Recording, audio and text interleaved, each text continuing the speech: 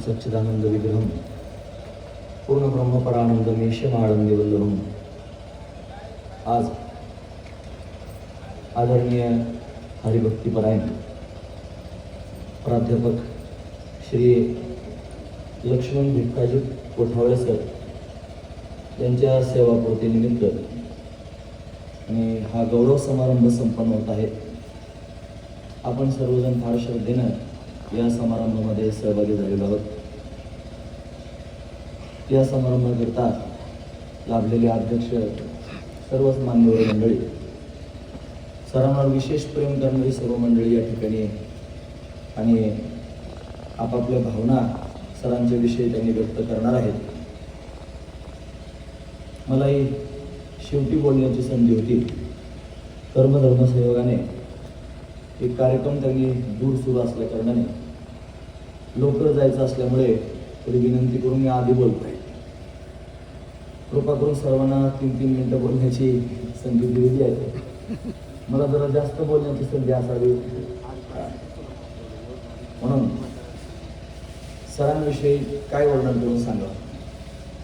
शैक्षणिक क्षेत्रामध्ये सरांचं त्यांनी जे कार्य आहे हे कार्य त्यांनी महाराज या सगळ्या कार्यक्रमाच्या माध्यमातून आपण पाहतो आहोत।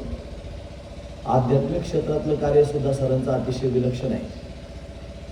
आपलं स्वतःचं कर्तृत्व कर्म इमानदारीने त्यांनी करत भगवंताची सेवा करणं हे सूत्र सरांना जमलेलं आहे।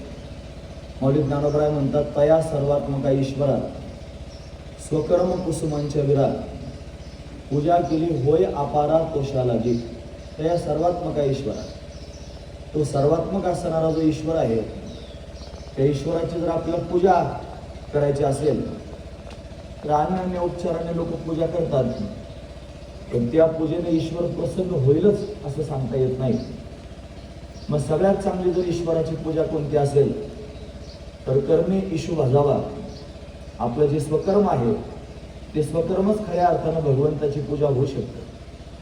म्हणून स्वामी काज, गुरुभक्ती, पितृवचन, सेवापती हे जी विष्णूची महापूजा आन भावना हे दुजा या नियमानुसार सर्वात्मक ईश्वराला त्यांनी जर भजायचं पूजायचं असेल तर आपली कर्म भगवंताच्या चरणी समर्पित करावीत। ती कर्म निष्काम असावीत, शुद्ध असावीत, पवित्र असावीत, निस्पृह भावनेतली असावीत।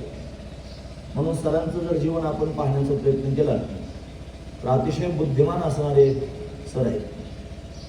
सामान्य माणसं बुद्धीचा व्यय अन्य ठिकाणी करतात, पण सरांनी त्यांच्या या पवित्र असणाऱ्या बुद्धीचा व्यय आणि समाजसेवेकरता, धर्मसेवेकरता आणि ईश्वर सेवेकरता अशा पद्धतीने केलं। आपण काहीतरी लागतं समाजाचे या सगळ्या गोष्टी आज आपण पर्यावरणाच्या दृष्टीने सरांनी मग सांगितलं मग तर सरांनी आज जलदिवस आहे, आज आपण वृक्षारोपण केलेलं आहे। उपकारक आहे, आपल्या सर्वांवर उपकार करणार आहे, आपण त्याला जपलं पाहिजे। परोपकारार्थ फलंती वृक्ष हा, परोपकारार्थ दुहंती गाव हा, परोपकारार्थ वहंती नद्या, परोपकारार्थ इदम शरीरम। हा महत्वाचा श्लोक आहे। ही झाडं त्यांनी महाराज बोललेली दिसत आहेत, ती परोपकारार्थ अशा पद्धतीनं उभी आहे। ती स्वतः उन्हात तळपून आपल्या सर्वांना सावली देतात, आपल्याला फळं देतात, परोपकार आहे। नद्या वाहतात, या नद्या आपल्या सर्वांकरता वाहतात। पीडित पापताप पोक्षित तिरीचे पादप